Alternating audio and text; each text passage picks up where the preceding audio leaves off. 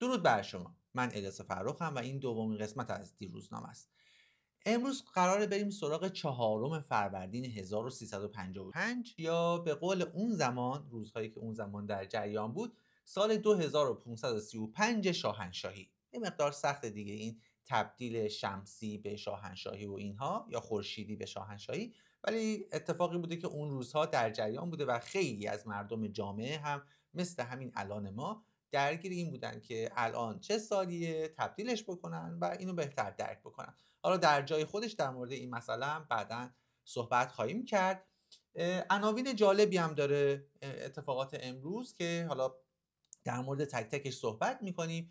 یه نکته بگم خدمتتون، دیروزنامه یک پروژه جدیده که تازه شروع شده، قطعا کم و کاستی داره، چه توی تدوین چه توی سایر اتفاقها، و حتما پیشنهاداتتون میتونه به من کمک بکنه برای اینکه یک کیفیت بهتری ارائه بدم. سعی میکنم که قلقگیریش رو خوب انجام بدم. از این به بعد هی روز به روز سعی کنیم که کیفیت کار رو بالاتر ببریم و اطلاعات جالبتری بهتون بدم.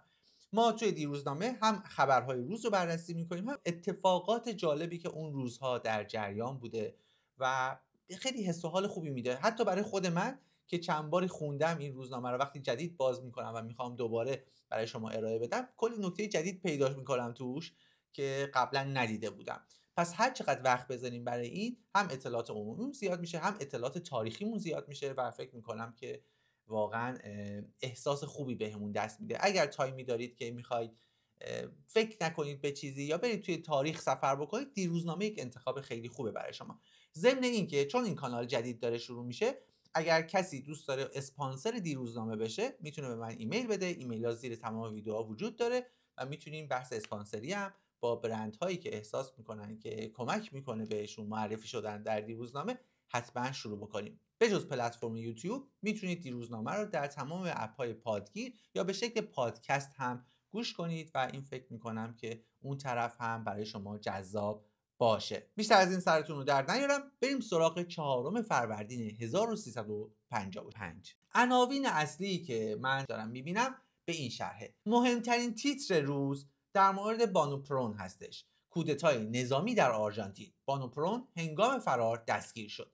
شاید الان ندونید که بانو پرون کی بوده و چه نقشی در تاریخ سیاسی آرژانتین داشته، یا شاید اصلا ندونید اولین رئیس جمهور زن جهان ایشون بوده و چطوری این سمت رو گرفته. حالا در ادامه بهتون توضیح میدم. بریم سراغ عناوین بعدی. صبح امروز در کاخ سلطنتی کیش مذاکرات شاهنشاه و معاون رئیس جمهوری آمریکا آغاز شد.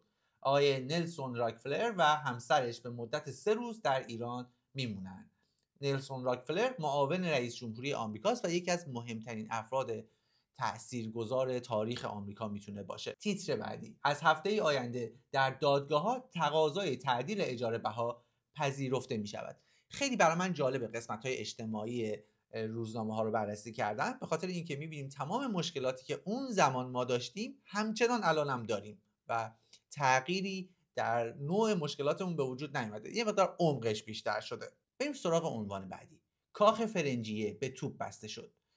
یه عکسی هم زیرش استفاده شده که قطعاً با استانداردهای رسانه‌ای امروز هیچ وقت همچین عکسی رو جایی منتشر نمی‌کنن. یک آدمیه که زیر چرخ‌های یک کامیون، احتمالاً جان به جان آفرین، احتمالاً که نه دیگه 100% جان به جان آفرین تسلیم کرده، و زدن این عکس در صفحه اول یک روزنامه در حال حاضر در هیچ جای دنیا مرسوم نیست و اگر کسی این کارو بکنه احتمالاً کلی هیت میگیره یا کلی بهش حمله میکنن. ولی اون زمان احتمالاً برای مردم یا اتفاقات اینطوری یه مقدار عادی تر بوده یا اصلا دوست داشتن ببینن. اشاره میکنم به مثلا وقتی یه صحنه اعدامی بخواد انجام بشه در ملأ عام، مردم هجوم میبرن که تماشا بکنن، یا مثلا صحنه تصادف رو میرن تماشا میکنن. اون زمان شاید دوست داشتن که همچین محتوایی ببینن و خیلی نمیشه بهشون خورده گرفت یا بگیم که اعتراضی بکنیم برای اینکه در اون زمان چرا این عکس رو منتشر کردن، یا اینکه میخواستن شدت اتفاقات اون روز رو نمایش بدن. احتمالاً شما هم مثل من فرنجیه به گوشتون نخورده باشه یا الان به خودتون بگید کاخ فرنجیه کجاست. سلیمان فرنجیه رئیس جمهور سابق لبنان بوده در زمانی که حالا این روزنامه داشته منتشر می‌شده و یه سری درگیری‌ها در بیروت اتفاق افتاده. توضیحاتی که زیر این عنوان اومده این هستش که مرگ روزنامه‌نگار. در جریان جنگ‌های بیروت یک روزنامه‌نگار لبنانی به نام عدنان عبدالستار در میان چرخ‌های یک کامیون کشته شد. عکس جسد روزنامه‌نگار را در زیر چرخ‌های کامیون نشان می‌دهد. یعنی مرسی از توضیحتون، ما داشتیم می‌دیدیم اینجا دیگه. راننده این کامیون هم به وسیله یک تک‌تیرانداز کشته شد. و عکس از خبرگزاری آسوشیتد پرس هستش که در روزنامه اطلاعات منتشر شده. بریم سراغ خبر بعدی، این که هزاران نفر از امروز بیمه شدن و این یک خبر خیلی مهم بوده در جامعه اون روز. دیگه عرضم حضورتون که از اتفاقات خوب یا از اتفاقهای دیگه‌ای که رقم خورده اینه که قطار فوق‌العاده تازه برای مشهد، بارندگی و سرما مسافران بندرعباس و مشهد را فراری داد. بارندگی در شمال و جنوب مجددا آغاز شده. ریزش کوه 6 راه استان ساحلی رو بسته. در شرایطی که الان در امروز ایران بارندگی خیلی کم شده، خوندن خبرهای بارندگی، بارش‌های عجیب و غریب و یخبندان اون زمان یه مقدار ما رو حسرت به دل میکنه. ولی دیگه اتفاقی که افتاده، در کوههای ماهان کرمان 4 دانشجوی کوهنورد هم کشته شدند. برای نجات مجروحین از تهران یک هلیکوپتر و گروه امداد به ماهان اعزام شده. مجروحان در بیمارستان بستری میباشند. این عناوین صفحه 1. حالا ما یکی یکی صفحات رو ورق میزنیم، خبرهای مهمش رو با هم دیگه مرور میکنیم و یک خلاصه ای از اتفاقهای اون روز من خدمتتون عرض میکنم. احتمالاً براتون جذاب باشه. توی قسمت پایین، قسمت تبلیغات، من یه عکس خیلی جالب میبینم. تا قبل از اینکه بریم سراغ صفحه 2 گفتم که در موردش صحبت کنم. یه ماجرای دیگه هم که وجود داره اینه که 50مین سالگرد سلطنت پر افتخار سلسله پهلوی بوده و خب کلی جاهای مختلف تبریک گفتن از برندهای مختلف. من شل رو دارم میبینم اینجا، سایه روشن رو دارم میبینم، سولا رو دارم میبینم. از توی این برندهایی که اینجا حالا تبریک گفته بودن، همین بالاخره برند شل که یک برند آمریکایی و معروف الان، خیلی جالبه. حالا عکسش رو اینجا براتون میذارم، میتونید ببینید. اما این عکسی که در موردش صحبت کردم، بازدید هیئت اعزامی شرکت سهامی خاص لاوران از کارخانجات لاستیک وونپونگ کره. نکته جالب برای من اون عکسیه که این دوستان گرفتن و خب قطعا با استانداردهای اون روز عکس بسیار درستی بوده. ولی الان همینطور که میبینید 3 نفر روبروی دارن به دوربین نگاه میکنن. کسایی که از پادکست دارن میشنن البته نمیبینن که ما داریم در موردش صحبت میکنیم، اگه بیان یوتیوب بالاخره مشخصه. 2 نفر کناری هر کدوم به افق خیره شدن به سبک اون زمان و خیلی برای من بامزه بود این عکس و خب کلی خاطرات عکسای قدیمی خودمون رو زنده کرد. بریم سراغ صفحه 2. بانو پرون رئیس جمهور آرژانتین دستگیر شد. 90,000 نفر از نیروهای مسلح آرژانتین و افراد پلیس به حال آماده باش در اومدن. ماجرای بانو پرون خیلی ماجرای جالبیه. حقیقتا من خودم نمیشناختم ایشون رو. وقتی اسمشون رو توی تیتر روزنامه دیدم رفتم یه سرچ کردم ببینم اصلا بانو پرون کی بوده، ماجراش چی بوده و چرا ایشون رو دستگیر کردن. نکته جالب اینه که بانو پرون اولین زن رئیس جمهور جهان بوده. یعنی اولین زنی بوده که تونسته قدرت ریاست جمهوری رو در کل جهان به عهده بگیره. این نکته خیلی جالبی بود به نظرم. در اون زمان خیلی سنت شکنی عجیبی اتفاق افتاده، اونم در آرژانتینی که کشور بسیار مرد سالاره. این که چطور این اتفاق افتاده به روند طبیعی شکل نگرفته. ایشون معاون رئیس جمهور بوده و بعد از رئیس جمهور هم همسرش بوده. وقتی که همسرش میمیره ایشون جایگزینش میشه و قدرت رو در دست میگیره که در نهایت هم توسط ارتش کودتا اتفاق میفته و ایشون دستگیر میشه. و نکته جالبتر اینه که ایشون یک رقاصه بوده. یعنی در کاباره ها میرقصیده، حالا احتمالاً سرویس های دیگه ای میداده و کم کم پله های ترقی رو طی کرده با یک ازدواج درست و حالا البته کلی ماجرایی که براش به وجود اومده و میاد سر از کاخ ریاست جمهوری در میاره و در نهایت رئیس جمهور آرژانتین میشه. این که ایشون بالاخره چه کارهایی تونسته بکنه خب موضوع بحث ما نیست. فکر میکنم که خیلی براتون جذابیت نداشته باشه اتفاقات اون روزهای آرژانتین، چون خیلی هم دوره. برای همین به جزئیاتش نمیپردازیم. اگر دوست داشتید بالاخره یه سرچ بکنید داستاناش میاد، یا اگر درخواست بکنید توی کامنت ها میتونم ماجرای بانو پرون و ماجرایی که داشته رو توی یک ویدئوی مختصر خدمتتون عرض بکنم. اما مرکز بازرگانی بیروت به تصرف مسلمونا در اومد و کاخ فرنجیه به توپ بسته شد. منظورشون سلیمان فرنجیه است که رئیس جمهور اون زمان لبنان بوده و و اون زمان در لبنان هم درگیری‌های بین مسلمانان، مسیحیان و حالا سایر گروه‌های سیاسی وجود داشته و همینطور که می‌بینید جنگجویان مسلح چپگرای بیروت بعد از اون که هتل معروف هالیدی رو از تصرف مسیحیان خارج کردن، در سالن هتل به شادمانی پرداختن. فرنجیان منظورشون از فرانسه است، یعنی به لهجه عربی فرانسه رو تبدیل کردن شده فرنجیه. زیر تیتر بعدی هم در مورد اینه که بیروت زیر کنترل نظامیان شورشی مسلمانه.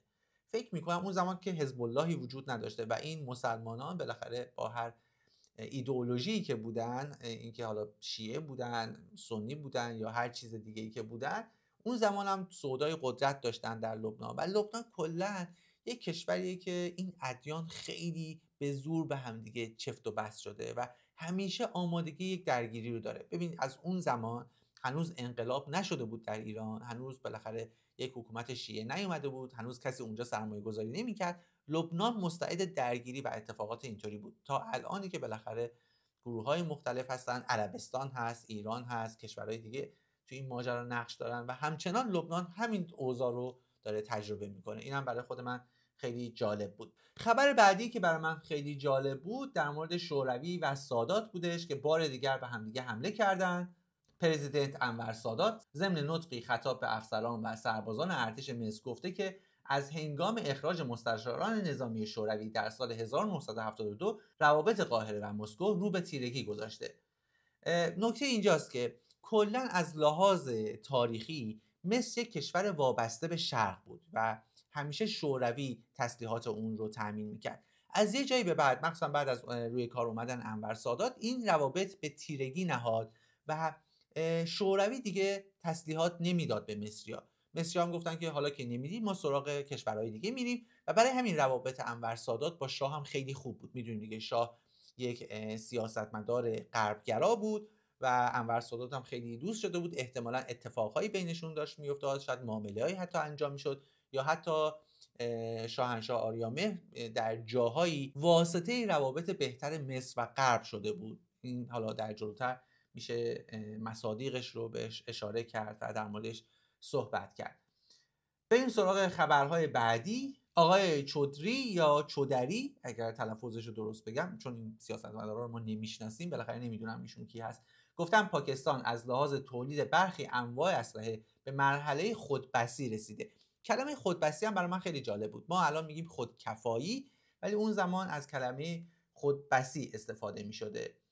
فضلالله چودری رئیس جمهور پاکستان دیروز اعلام کرد که کشور وی اکنون دارای ارتشی است که قادر است خرابکاری داخلی و تجاوز خارجی رو مهار کنه. میدونید که ارتش بسیار قدرتمندی داره پاکستان و این اتفاقیه که سیاستمدارای پاکستان از همون اول بالاخره شرایطش رو فراهم کردن. خبر بامزه و احتمالاً جالب بعدی در مورد این تیتره: تعطیلات و اعتراض روسپیان فرمز. یکی از روزنامه‌های تایپه دیروز گزارش داد که بیش از 600 زن از زنان روسپی فرمز که دارای پروانه برای کار کردن هستند و در پیتو از نواحی توریستی و خوش آب و هوای نزدیک تایپه فعالیت می‌کنند، قراره برای گذراندن یک دوره تعطیلات دست از کار بکشن و محل فعالیت خودشون رو ترک کنند. روسپیان دیگر این منطقه نیز ظاهراً برای اعتراض به محدودیت‌هایی که از طرف مقامات شهرداری برایشان ایجاد شده از کار کردن خودداری می‌ورزند. روزنامه دیلی نیوز چاپ تایپه که این گزارش رو چاپ کرده نوشته غیبت زنان روسپی در فعالیت هتل‌های بزرگ پیتو رکود عظیمی به وجود آورده.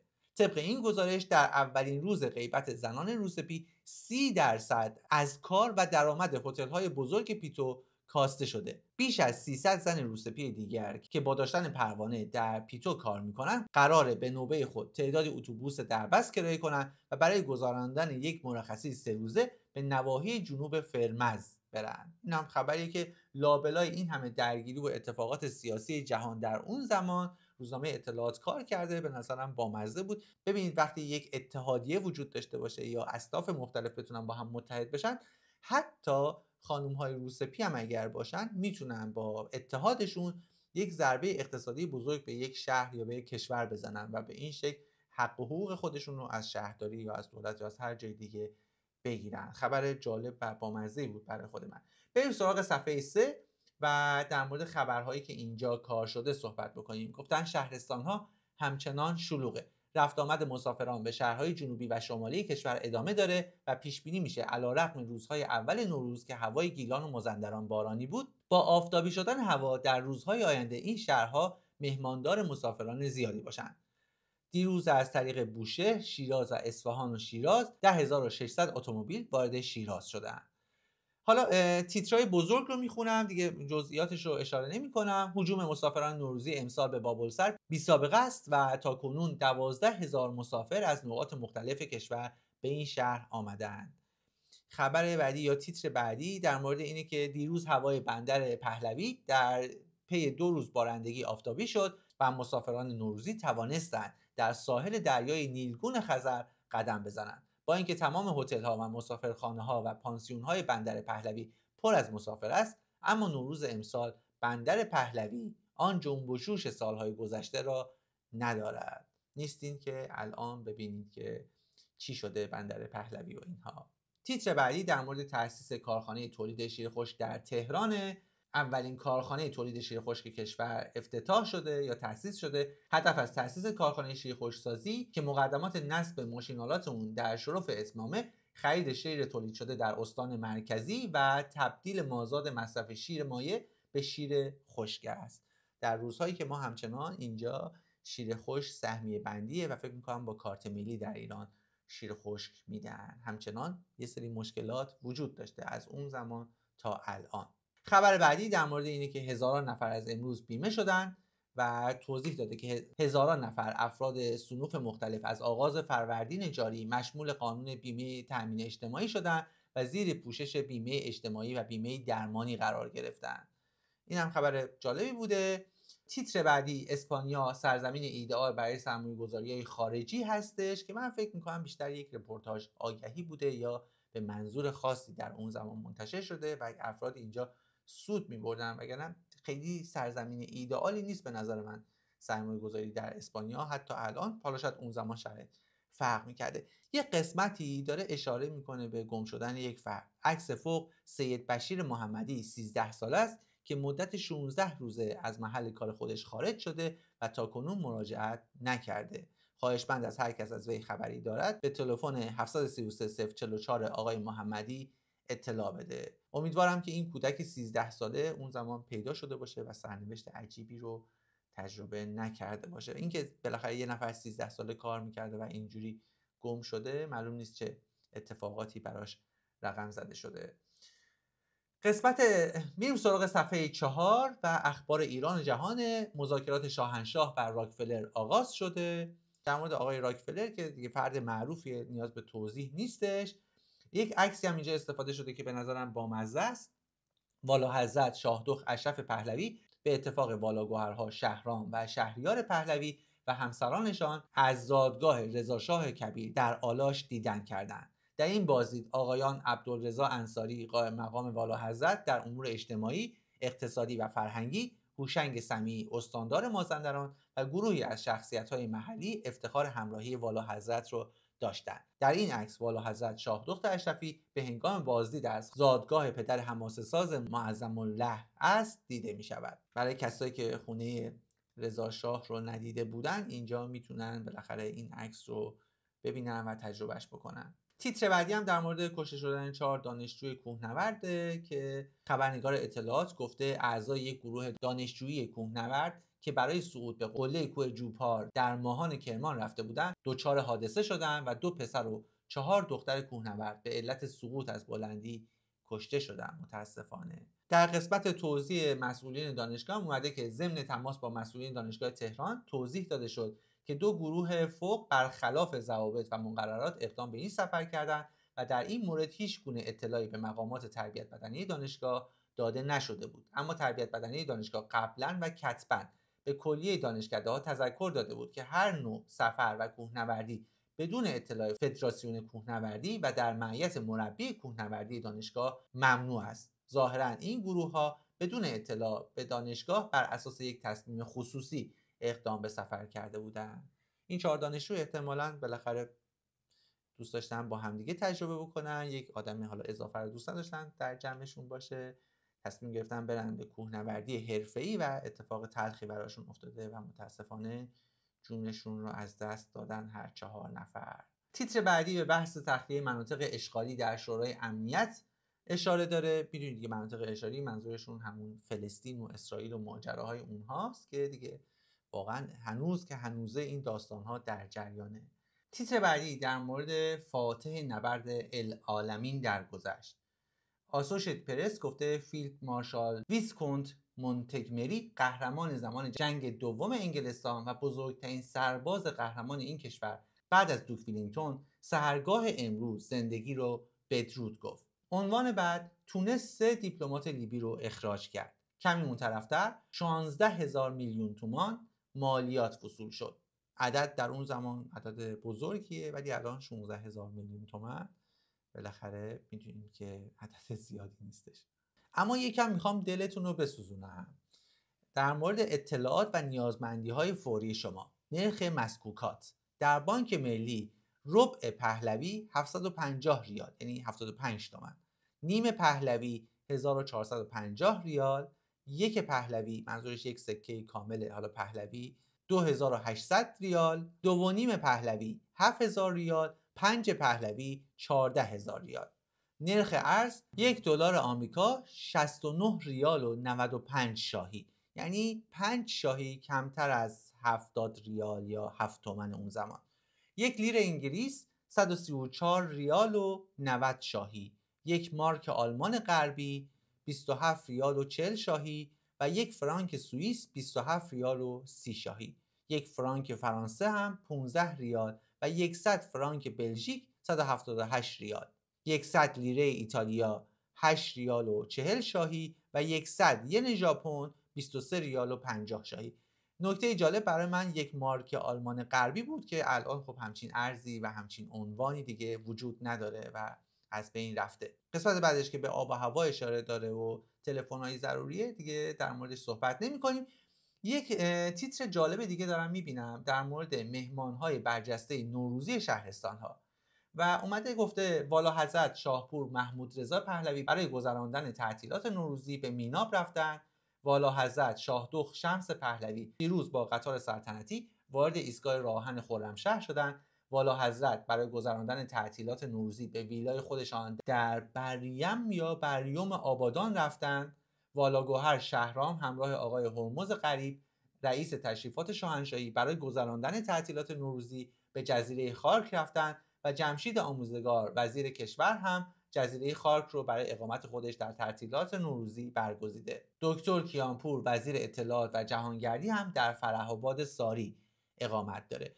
برای من خیلی جالب بود. ببینید تمام افراد سرشناس حکومت، حالا افراد خانواده سلطنتی یا مقام‌های بلندپایه کشوری و لشکری در ایران سفر نوروزی خودشون رو طی می‌کردن. برعکس الان که می‌بینیم دیگه هر کسی میتونه در هر زمانی تعطیلاتی به وجود میاد دیگه کمی کم یک استانبول میره یا جایی دیگه میرن، یعنی سعی میکنن تعطیلات خودشون از کشور برن خارج بشن و اون پولی که جمع کردن یا اون تفریحی که میخوان بکنن در خارج از کشور انجام میدن و ببین چقدر ارز داره از کشور خارج میشه. و اون زمان چون نیازی نبود این اتفاق بیفته، کشور بسیار زیبایی داشتیم، همه جور تفریح هم آزاد بوده، همه جور بالاخره عشق و حالی هم مجاز بوده، همه افراد سلطنتی در کشور این کار رو انجام میدادن.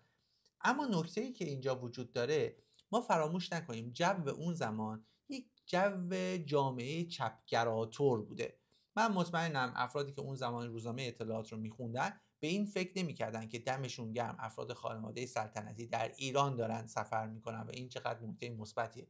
به این فکر می‌کردن که ببین خانواده شاهنشاهی میتونن برن سفر کنن، عشق و حال بکنن، از منابع کشور استفاده بکنن. ما مردم عادی نمیتونیم یک مشهد بریم یا یک قم بریم یا چه میدونم تا یک شهر نزدیکی خودمون سفر بکنیم. احتمالاً بخش قابل توجهی از افراد کشور اینطوری فکر میکردن. جو جامعه اون زمان همچین جوی بوده و خب بالاخره تفکرشون اینطوری بوده دیگه. بریم سراغ صفحه 5 که گزارش روزه. یک نویسنده، یک شاعر، یک محقق، یک استاد دانشگاه و یک انسان درگذشت. آخرین مصاحبه با دکتر ناظرزاده کرمانی. ایشون بالاخره آدم بسیار برجسته‌ای بوده در زمان خودش و متاسفانه در سپیده‌دم روز 3 فروردین به دنیای تاریک مرگ رفت. او هنگامی مرد که قریب 2 سال از آخرین سالهای عمرش را با رنج بی‌امان و ویرانگر نابینایی گذرانده بود.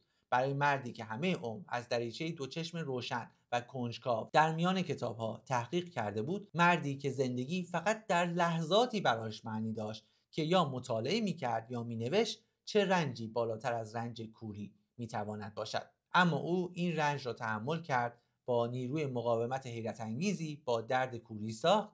هر لحظه با این امید به سر برد که به زودی بینایی خود را به دست خواهد آورد و دوباره تحقیقات و تألیفاتش را ادامه خواهد داد و آخرین روزهای زندگیش را به صورت حماسی از امید و مبارزه با یأس درآورد. جالب بدونید که پسر ایشون دکتر فرهاد ناظرزاده کرمانی هم یکی از چهره‌های ماندگار ایران هستن و پسر خلفی بودن برای ایشون. پدرشون هم که آقای احمد ناظرزاده کرمانی شاعر و نویسنده و پژوهشگر معاصر کرمان بودن و در آرامستان ابن باویه شهر ری دفن شدن. خداوند رحمتشون کنه، بالاخره ایشون یکی از افراد مفید کشورمون بودن.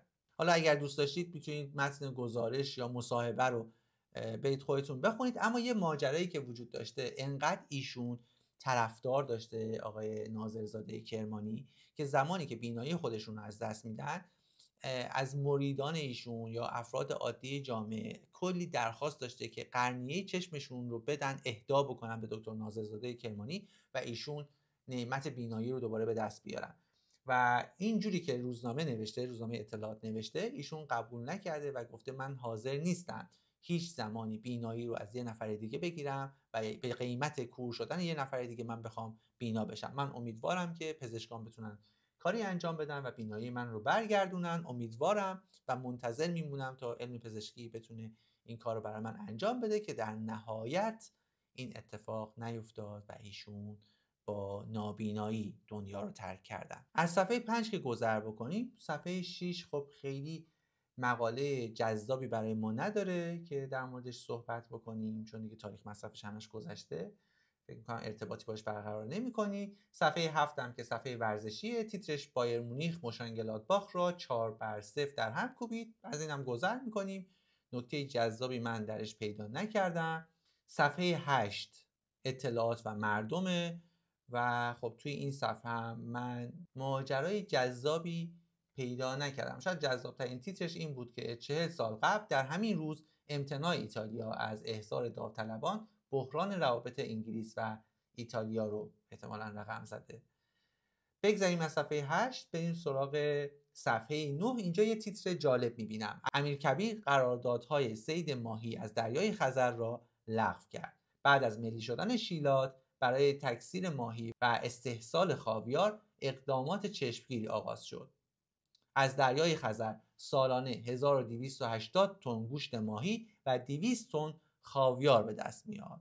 جالبه از این 200 تن خاویاری که به دست میاد، ما ایرانی‌ها خیلی تجربه خاصی از خاویار نداریم و هیچ وقت در بازار کشورمون عرضه نمیشه. به شکل خیلی محدود شاید وجود داشته باشه و همیشه به فروش میرسه. بریم سراغ صفحه 10. تیترش این هست: آمار تکان دهنده کمیته اجرایی بازار مشترک، زنان برای سیاست ساخته نشدن.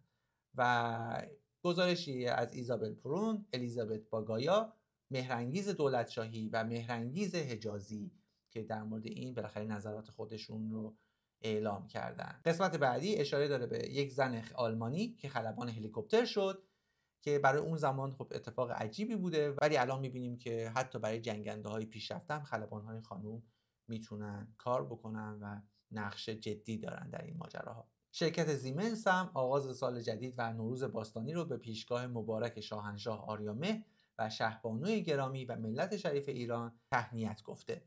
بریم سراغ صفحه 12. یک گروه تجسس انگلیسی بیماری‌های کوه را در ایران ردیابی می‌کنند.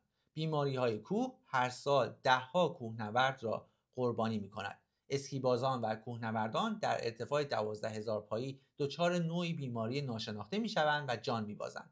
کارشناسای ایرانی گفتند بیماری‌های کوه در ایران ناشناخته است و از انواع آن فقط به عنوان کوه گرفتگی نام می‌برند. در این ارتفاعات کوهنوردان دچار سرگیجه، سردرد و حالت تهوع میشن. این بیماری ناشناخته در ایران به عنوان بیماری کوه گرفتگی شناخته میشه و تنها راه معالجه آن این است که کوهنورد ارتفاع رو کم کنه. جالبه اون زمان نمیدونستن علتش چیه و از پژوهشگرای انگلیسی درخواست کرده بودن بیان کشف کنن، ولی خب الان ما میدونیم دیگه بیماری کوه گرفتگی که به اون ارتفاع زدگی یا AMS گفته میشه مجموعه‌ای از علائمی که به دلیل کاهش سطح اکسیژن در ارتفاعات بالا و فشار هوای پایین‌تر رخ میده. این بیماری میتونه در اثر صعود سریع به ارتفاعات زیاد مانند صعود کوه یا سفر به مناطق مرتفع ایجاد بشه. علائم شایع اون شامل سردرد، تهوع، از دست دادن اشتها و بیخوابیه، در حالی که موارد شدیدتر ممکنه منجر به گیجی، تنگی نفس و ناتوانی در راه رفتن بشه. فراموش نکنید ما داریم در مورد سال 1356 صحبت میکنیم و قطعا خیلی از دانشی که الان وجود داره اون زمان وجود نداشته. بریم سراغ صفحه 14 و عنوانش این هست چرا مردم از موزه ایران باستان دیدن نمی کنن. مثل اینکه خبرنگار این روزنامه آقای علی دلشاد یه سری زده به موزه ایران باستان و از چند تا مورد خیلی گله داشته. اینقدر هوا در موزه سرد بوده که این خبرنگار میخواسته فرار کنه بره بیرون بایسته، یعنی توی سرمای زمستون فضای باز بیرون هوای بهتری داشته تا موزه ایران باستان. و یه چیز دیگه هم که اشاره کرده بوده این که خیلی همه چیز خاک داشته، اونجوری که باید رسیدگی نمی‌کردن و پشیمون شده بوده از اینکه سر زده به این موزه و بلیت 2 تومانی اونجا رو خریده بوده.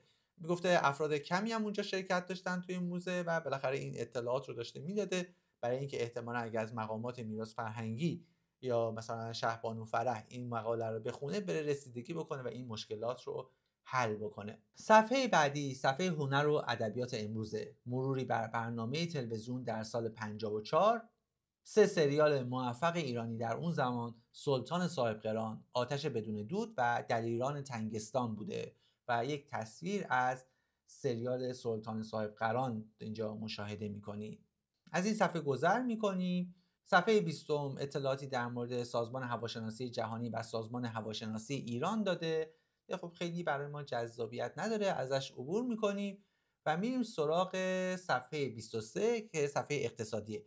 مقررات ورود اتومبیل مسافربری اعلام شد. گفتن که وارد کنندگان ماشین آلات و دستگاه‌های فنی باید تعمیرگاه دایر کنند که جالبه هنوز همچنان ما ماجراهای ورود اتومبیل رو در کشورمون داریم. قسمت بعدی به ماجراهای بانک ملی اختصاص داره که خب خیلی برای من جذابیت نداره، یعنی حالت رپورتاج آگهی داره. صفحه هنر و مردم رو با هم مرور میکنیم با عنوان سالی پر از شایعه، پر از خبر، که به مثلا اتفاقات سلبریتی های اون زمان اشاره میکنه که خب به نظرم دیگه حالا اطلاعات زردی ما هم ازش عبور میکنیم. حالا اگر شما دوست داشتید تو قسمت کامنت ها بگید که اطلاعات مثلا سلبریتی های اون زمان رو هم اگر براتون جذابه بهش اشاره بکنیم. بریم سراغ اخبار داخلی صفحه 25. یه تیتر نسبتا جالب داره. عکس یک تصادف رو گذاشتن و گفتن 5 نفر از این قفس مرگ زنده بیرون اومدن. یک خودروی پیکانه، مثل اینکه توی یک حادثه شدید رانندگی به این شکل در میاد و افرادی که داخلش بودن خوشبختانه زنده موندن، ولی خب ما بالاخره از سرنوشتشون اطلاعی نداریم. بریم سراغ صفحه 26 که صفحه حوادث هستش. حوادث رانندگی ایام عید 43 کشته به جای گذاشت. میدونیم که حالا روز 4 فروردین این روزنامه داره منتشر میشه، احتمالاً حوادثی که تا روز 3 فروردین اتفاق افتاده 43 نفر بوده. حالا مقایسه بکنیم با تعداد کشته های حال حاضر. البته خب اون زمان بالاخره تعداد خودروها خیلی کمتر بوده، سفرها خیلی کمتر بوده، با الان قابل مقایسه نیستش. اما عنوان بعدی در مورد اینه که 10 نفر زیر آوار موندن. یه خونه در دروازه غار بر سر ساکنانش خراب شد و 10 نفر زیر آوار موندن. اینم حالا خبر جالبی بود. یه دامادم مادر زنش رو کور کرده. جوانی با ضربات دسته هاون نامادری زنش را به نام ام البنین کور کرد. نمیدونم حالا بالاخره چه ماجرایی بوده و چرا این داماد این اتفاق رو رقم زده. اما یکی از عجیب ترین گزارش هایی که توی صفحه حوادث خوندم که یعنی اجازه بدید به راحتی باورش نکنم این گزارش بود. به علت تقاضای عیدی از مهمان، مردی زبان زنش را برید و او را کشت. یه اتفاق خیلی عجیب، ماجراشو براتون تعریف کنم. زنی که از مهمان خود درخواست عیدی کرده بود توسط شوهرش به قتل رسید. لیلا هوتی 45 ساله، اهل و ساکن نیشابور، ابتدا به علت درخواستی که کرده بود مورد اعتراض شوهرش حبیب الله میرزایی قرار گرفت.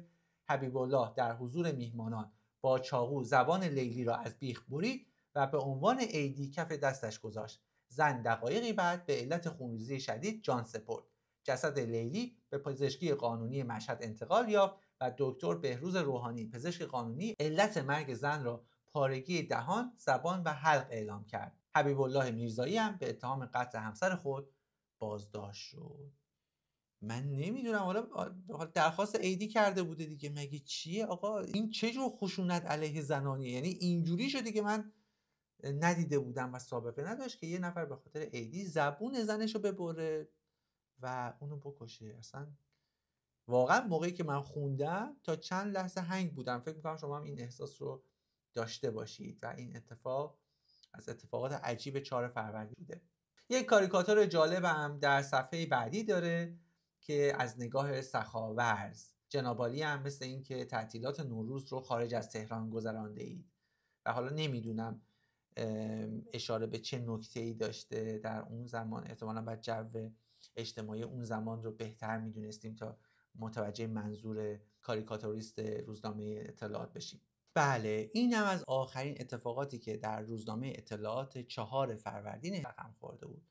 امیدوارم که این برنامه رو دوست داشته باشید، پروژه دیروزنامه رو دوست داشته باشید، ازش حمایت بکنید با لایکتون، با شیرتون. احتمالاً کسایی که علاقه‌مندن به این محتوا، حالا چه کانال پادکستمون چه کانال یوتیوبمون رو بهشون معرفی بکنید و به این شکل بتونید از ما حمایت بکنید. برای کسایی هم که احساس میکنن دوست دارن کمک مالی انجام بدن، لینک پرداخت پیپل در زیر تمام ویدیوها و پادکست ها موجوده. خیلی ممنونم که به ما کمک مالی میکنید و در آخر هم دعوت میکنم اگر برندی یا گروهی میتونه اسپانسر یک برنامه دیروزنامه بشه، حتما ایمیل بده تا در موردش صحبت بکنیم. نظرات شما خیلی میتونه به ما کمک بکنه تا کیفیت این برنامه و دیروزنامه رو بیشتر بکنیم و امیدوارم در نهایت این به یکی از برنامه‌های محبوب شما تبدیل بشه. من الیاس فرخم، اینجا دیروزنامه است. تا یک ویدئوی دیگه، خدا نگهدارتون.